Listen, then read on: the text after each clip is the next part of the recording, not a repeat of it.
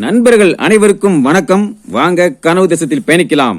கனவு தேசத்தில் உங்களோடு பயணிக்கும் நான் ராஜ்குமார். நண்பர்களே, இன்றைய காணொளியில எதை பற்றி பார்க்க போறோம் அப்படின்னா, இளம் பெண்ணுக்கு நடந்த சித்திரவதை, முட்டு சந்தில் ஓடிப்போய் ஒளிந்து கொண்ட திராவிட பெண்ணிய போராளிகள், தம்பியின் தரமான கேள்வி, இதை பற்றி தான் இந்த காணொளியில பார்க்க போறோம். வாங்க காணொளிக்குள்ள போகலாம். நண்பர்களே, இப்ப சமூக வலைதளங்கள்ல அதிகமாக பரவிக்கிட்டு இருக்க ஒரு செய்தி என்ன அப்படின்னா, திமுக கட்சியை சார்ந்த கருணாநிதி எம்எல்ஏவின் மகன் மருமகள் இளம்பெண்ணுக்கு செய்த சித்திரவதை, இதை பற்றி தான் இன்னைக்கு அதிகமா வைரலா போயிட்டு இருக்கு. இந்த செய்தியை பற்றி நீங்களும் பார்த்திருப்பீங்க. இந்த செய்தியை பற்றி பல யூடியூபர்ஸும் இதை பத்தி பேசியிருக்காங்க. குறிப்பா நமது நாம் தமிழை சார்ந்த சாட்டை துரைமுருகன் அவர்கள் பதிவு பண்ணியிருக்காங்க. அதோட ராஜ்மோகன் ரிப்போர்ட்ல ராஜ்மோகன் அவர்களும் இதை பேசியிருக்காங்க. இப்படி நிறைய பல யூடியூபர்ஸ் பேசியிருக்காங்க. இருந்தாலும் நாம மேற்கொண்டு இதை பேச போறது கிடையாது.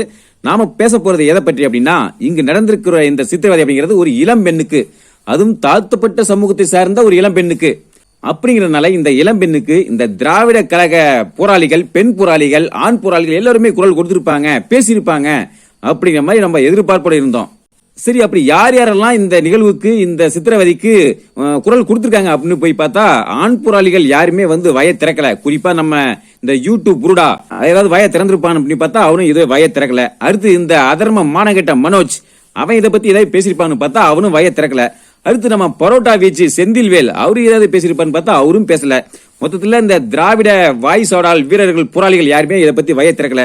சரி, இவங்க தான் ஆண் போராளிகள், இதை விட்டுருவோம். சரி, இந்த சம்பவம் நடந்தது அப்படிங்கிறது ஒரு இளம் பெண்ணுக்கு, அதுவும் தாழ்த்தப்பட்ட சமூகத்தை சேர்ந்த பெண்ணுக்கு. அப்படிங்கும்போது நிச்சயம் பெண் போராளிகள், இந்த திராவிட பெண் போராளிகள், பெண்ணியம், பெண்கள் உரிமை, பெண்கள் சம உரிமை இப்படின்னு வாய்க்கிறியே பேசுகிற இந்த திராவிட பெண் போராளிகள் நிச்சயம் இந்த பெண்ணுக்கு ஒரு குரல் கொடுத்திருப்பாங்க, இதை பற்றி ஏதாவது பேசியிருப்பாங்க, அந்த குற்றத்தில் ஈடுபட்ட அவர்களை பற்றி நிச்சயம் கேள்வி கேட்டிருப்பாங்க அப்படின்னு போய் பார்த்தா, அட இந்த பெண் போராளிகளும் வாயே திறக்கலைங்க.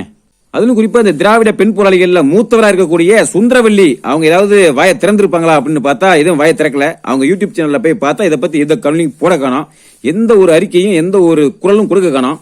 சரி, அடுத்தது நம்ம மேடையில வீரவசனமா பேசுகிற நம்ம அந்த சகோதரி மதிவதினி, அவங்க இதை பத்தி ஏதாவது பேசிருப்பாங்களா, ஏதாவது குரல் கொடுத்திருப்பாங்களா, ஏதாவது கண்டிச்சிருப்பாங்களா அப்படின்னு பார்த்தா அவங்களும் வாயை திறக்கல. திண்டுக்கல் பூட்டை போட்டு பூட்டிட்டாங்களதுக்கு வாயை திறக்கல. அடுத்தது பாத்தீங்கன்னா, தனது யூடியூப் சேனல்ல அந்த முகப்புல பெண்களுக்கான சம உரிமை, பெண்கள் நீதி அப்படின்னு பேரை வச்சுக்கிட்டு அதுல எழுதிட்டு யூடியூப்ல பேசிக்கிட்டு இருக்க நம்ம திராவிட ராமசாமி நாயக்கன் பேத்தி, அவங்க இதை பத்தி ஏதாவது பேசிருப்பாங்களா அப்படின்னு பார்த்தா அட அவங்களும் இதை பத்தி எதையும் பேசல.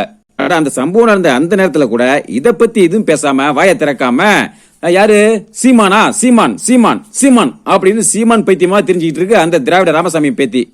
ஆக மொத்தத்துல ஒரு இளம் பெண்ணுக்கு, அதுவும் தாழ்த்தப்பட்ட சமூகத்தை சேர்ந்த பெண்ணுக்கு ஒரு மிகப்பெரிய ஒரு சித்திரவதை நடந்திருக்குது. இதற்காக அந்த பெண்ணுக்காக நியாயம் கேட்க இந்த திராவிட பெண் போராளிகளுக்கு ஒரு வக்கீல்ல, ஒரு கேள்வி கேட்க துப்பில்ல, ஒரு நியாயம் கேட்க துப்பில்ல.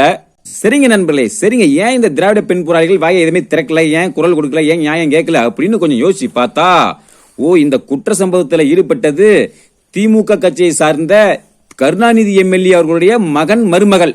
அதான் காரணமோ? இவங்களுக்கு நியாயம் கேட்டு, அந்த இளம்பெண்ணுக்கு நியாயம் கேட்டு நம்ம குரல் கொடுத்தா நம்ம ஓனர் கோச்சுக்குவாரு, தலைமை கோச்சுக்குவாங்க. அதனால கப் சிப்புன்னு கம்முன்னு இருப்போம், இந்த எனவே பேசுவோம் அப்படிங்கிற அந்த திராவிட ராமசாமியை பத்தி கொஞ்சம் கம்முன்னு இருப்போம் அப்படிங்கிற மாதிரி வாயை போத்திட்டு கம்முன்னு இருக்காங்க. ஆக மொத்தத்துல இவ்வளவுதான் அவங்களுடைய பெண்கள் சம உரிமை, பெண்ணியம், பெண் சமத்துவம்.